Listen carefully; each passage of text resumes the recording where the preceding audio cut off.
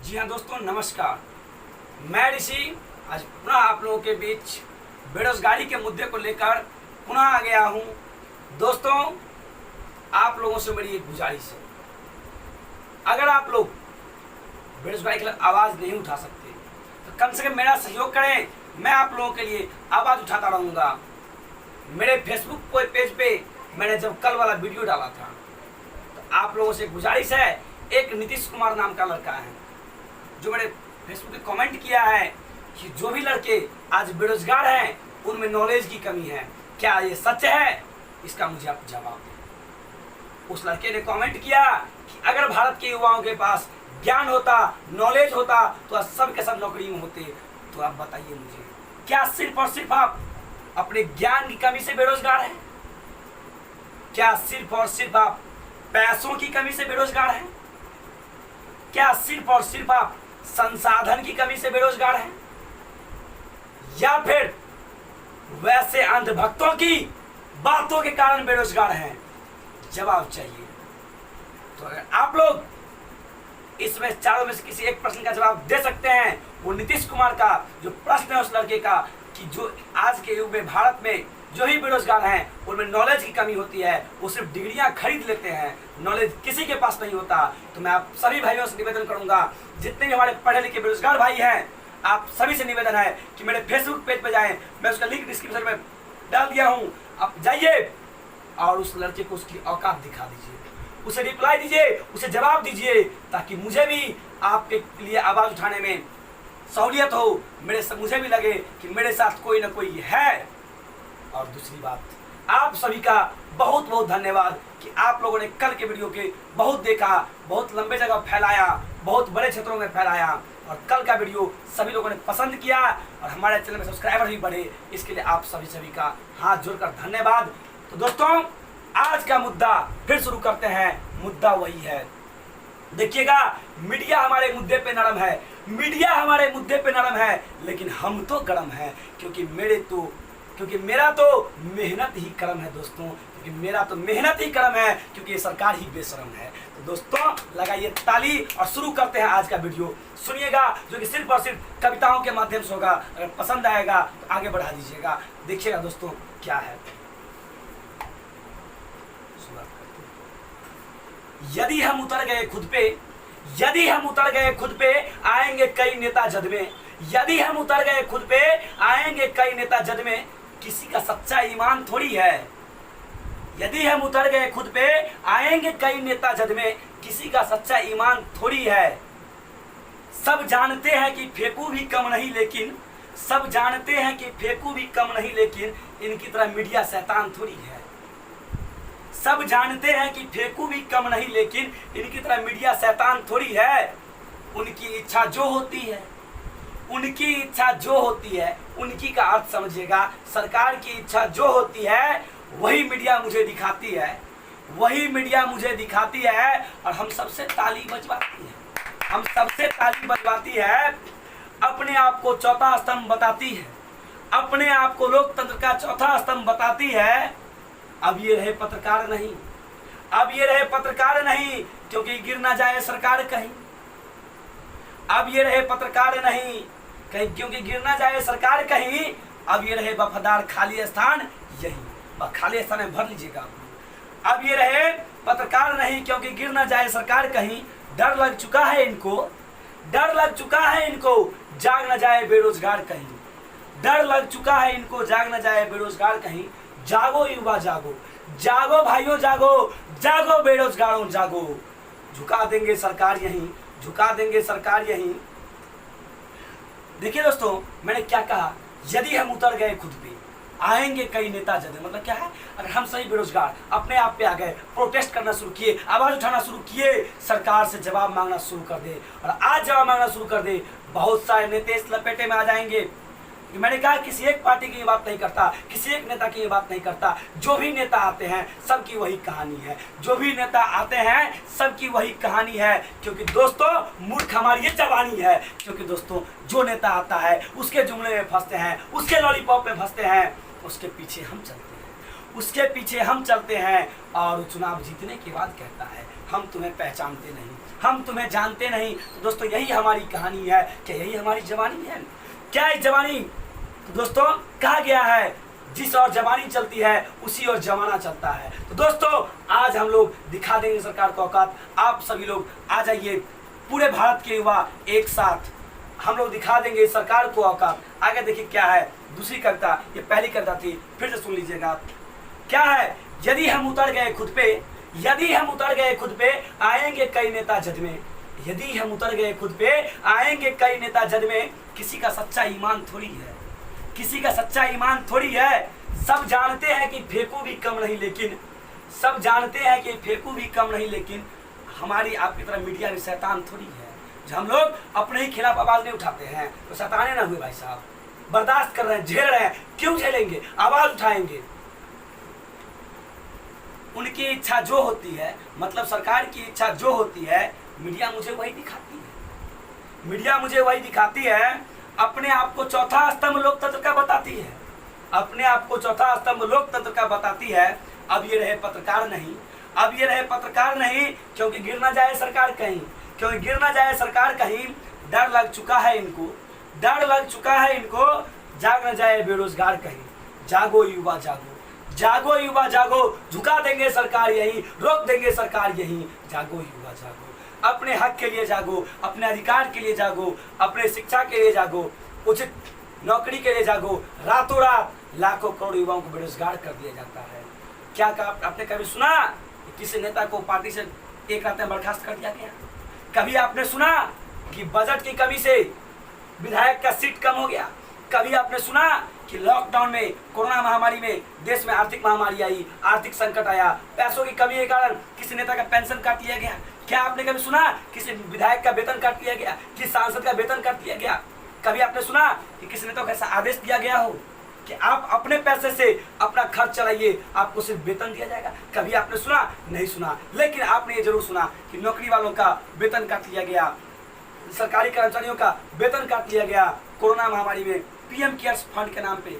आपने कभी सुना किसी विधायक ने एक पैसा दिया पीएम केयर्स फंड में? आपने कभी सुना किसी सांसद ने एक पैसा दिया पीएम केयर्स फंड में? आपने कभी सुना किसी आंदोलन में किसी नेता का बेटा हो? नहीं। कौन होते हैं? हम होते हैं, आप होते हैं। तो दोस्तों आज भी मौका है, समय है, जाग जाइए। पूरे भारत के सभी युवा एक साथ होइए, एक मंच पे आइए और इस सरकार को औकात दिखा दीजिए। दोस्तों अब दूसरी कविता सुनिए। पढ़ा लिखा मैं बेरोजगार, पढ़ा लिखा मैं बेरोजगार, समाज करता तिरस्कार। दोस्तों बड़ी दुखदायी कविता है, बड़ी दुख को व्यक्त करती है। बहुत दुख होता है बोलते हुए, लेकिन क्या करूं, मैं भी बेरोजगार हूँ, आवाज उठाना पड़ता है। नहीं कहा, क्योंकि दोस्तों इतिहास उन्हीं का लिखा आता है, इतिहास लड़ने वालों का लिखा आता है, तलवार चाटने वालों का नहीं। तो हम लोग को लड़ना है दोस्तों। तो अगर मर भी जाऊं तो इतिहासों में नाम आएगा, अगर मर भी जाऊं तो इतिहास में नाम आएगा। कम से कम मेरे खून तो इस बेरोजगारों के काम आएगा। चलिए आगे देखते हैं। पढ़ा लिखा मैं बेरोजगार, पढ़ा लिखा मैं बेरोजगार, समाज करता तिरस्कार। पढ़ा लिखा मैं बेरोजगार, समाज करता तिरस्कार। दोस्तों मैं भी हूँ बेरोजगार, दोस्तों मैं भी हूँ बेरोजगार। भारत में एक नहीं, भारत में एक नहीं, मेरे जैसे करोड़ों हैं। भारत में एक नहीं, मेरे जैसे करोड़ों हैं। सुनबे निकम्मी सरकार, सुनबे निकम्मी सरकार। क्या समझ रखे हो मुझे, क्या समझ रखे हो मुझे? अब की औकात दिखा देंगे तुझे, अब की औकात दिखा देंगे तुझे। युवा कर रहे हैं आत्महत्या, युवा कर रहे हैं आत्महत्या, तुझे सूझ रही है सत्ता। युवा कर रहे हैं आत्महत्या, तुझे सूझ रही है सत्ता। यदा कदा है भर्ती आती, यदा कदा है भर्ती आती, यदा कदा है भर्ती आती, लाखों करोड़ों है फॉर्म है पढ़ते। यदा कदा है भर्ती आती, लाखों करोड़ों फॉर्म है पढ़ते, लाखों करोड़ों फॉर्म है पढ़ते। इनकी आड़ में लाखों का तुम घोटाला हो करते, इनकी आड़ में लाखों का हो तुम घोटाला करते। हम हैं इनकी चाल में फंसते, हम हैं इनकी चाल में फंसते, झूठे इनके जाल में फंसते।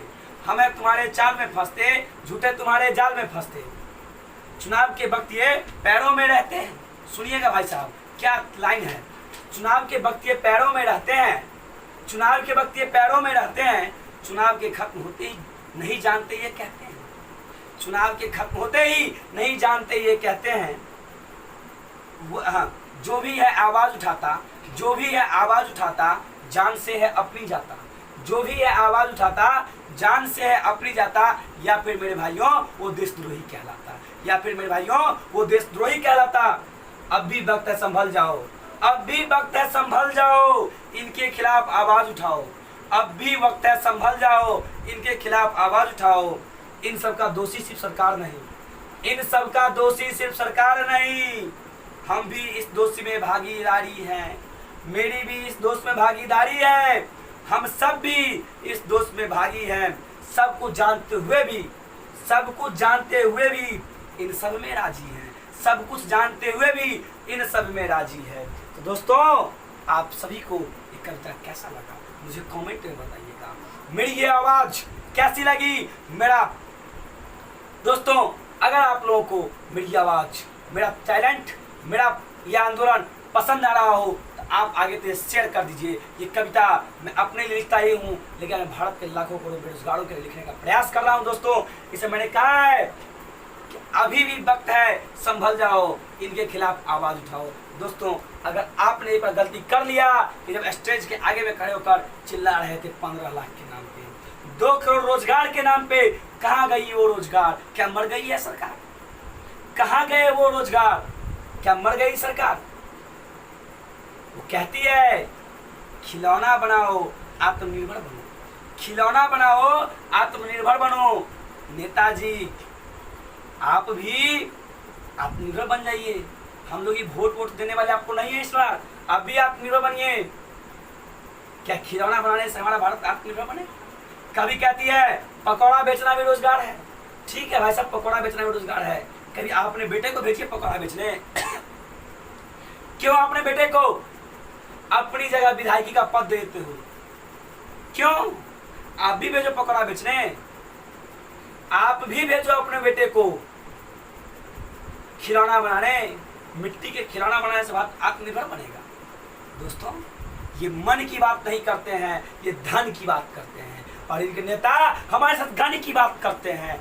दोस्तों इसमें गलती उनकी नहीं, गलती हमारी है, क्योंकि मैंने पहले ही कहा कि इन गलतियों में हमारी ही भागीदारी है।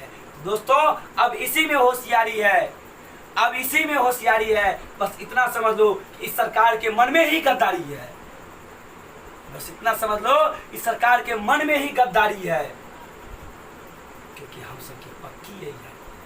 दोस्तों पूरे भारत में फैली हुई बेरोजगारी है, इस सरकार को सोचती चूड़ियां और साड़ी है। तो दोस्तों आज के आज आप लोग इस वीडियो को इतना फैला दे कि सरकार के पास ये चूड़ियां और साड़ी जरूर पहुंच जाए। दोस्तों आज के लिए इतना ही। आप सबों से हाथ जोड़कर विनती है कि आप लोग बेरोजगारी के खिलाफ, अन्याय के खिलाफ आवाज उठाएं। हम युवाओं को आना होगा, आवाज उठाना होगा, तभी इस देश का कायाकल्प हो सकता है, नहीं तो कुछ नहीं हो सकता दोस्तों। क्योंकि सरकार गिराने और सरकार बनाने में व्यस्त है, ये सरकार गिराने और सरकार बनाने में व्यस्त है। भाई साहब क्या करोगे? ये तो मोर को खिलाने में व्यस्त है।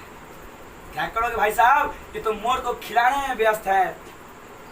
जब कोरोना का शुरुआती दौर था तो ये ट्रंप सम्मेलन करवा रहे थे। क्या कर सकते हैं भाई साहब? ये सिर्फ एक युवा का दर्द नहीं, लाखों करोड़ों युवाओं का दर्द मैं बयां कर रहा हूँ आप लोगों के सामने।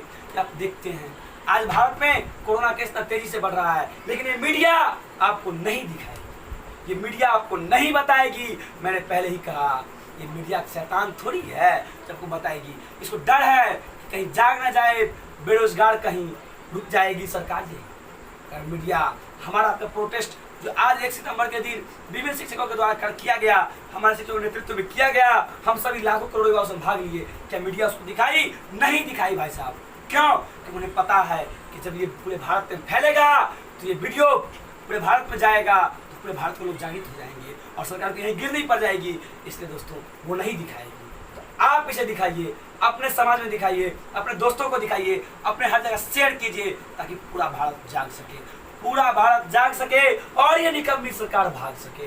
दोस्तों ये अपने दायित्व से भागती है, ये अपने कर्म से भागती है। एक बार इसे सत्ता से भगा कर देखो, सत्ता परिवर्तन जरूरी है। मैं ये नहीं कहता कि कोई वो पार्टी आएगी तो अच्छी करेगी, नहीं भाई साहब। एक बार एकजुट होकर जब बीच में सरकार गिरा दोगे ना तो अगली सरकार को समझ में आएगी कि युवा कुछ भी कर सकता है। अगर मैंने भी गलत किया तो मुझे भी 20 कुर्सी से खींच फेंका जाएगा, बीच पंचवर्षीय में ही खींच फेंका जाएगा। तो दोस्तों, अगर डर पैदा करना है नेताओं के मन में, हमारे युवाओं के जज्बातों का, आक्रोश का डर पैदा करना है, मुझे लाठी डंडों इन सब से लड़ाई नहीं लड़नी है, मुझे लड़ाई लड़नी है अपने कलम से। क्योंकि मैंने पहले ही कहा, पढ़ा लिखा मैं बेरोजगार, मैं हूँ एक कलमकार। मतलब हम लोग के हाथ में कलम है, यही हथियार होना चाहिए हमारा। हमारा हथियार कोई लाठी डंडा नहीं होगा, हमारा हथियार कलम होगा, दूसरी हमारी वाणी होगी।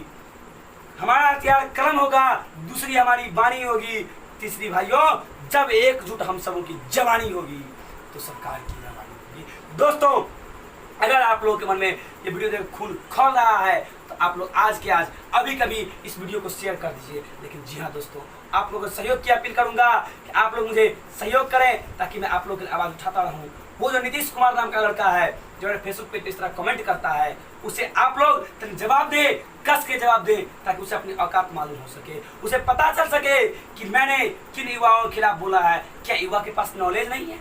क्या युवा के पास ज्ञान नहीं है? क्या युवा की पहचान नहीं? क्या युवा देश में महान नहीं है? हैं भाई साहब, भगत सिंह, राजगुरु, सुखदेव, नेताजी सुभाष चंद्र बोस, ये सभी युवा ही तो थे, ये सभी युवा ही तो थे। क्या इनके पास ज्ञान नहीं? आज सुंदर पिचाई भारत के ही थे। तो दोस्तों, इस तरह के बहुत सारे लोग हैं, क्या युवा के पास ज्ञान नहीं था? उस लड़के को जवाब देने का प्रयास कीजिए आप लोग। मैं आप लोगों से सहयोग की अपील करूंगा और इस वीडियो को जहां तक हो सके उतना अधिक से लाखों करोड़ लोगों में फैला दीजिए, पूरी दुनिया में फैला दीजिए, ताकि लोग जान सके कि भारत में बेरोजगारी कितनी चरम सीमा पर है। दोस्तों, आज के धन्यवाद। आप सभी का वीडियो देखने के लिए बहुत बहुत धन्यवाद, बहुत बहुत आभार प्रकट करता हूँ दोस्तों।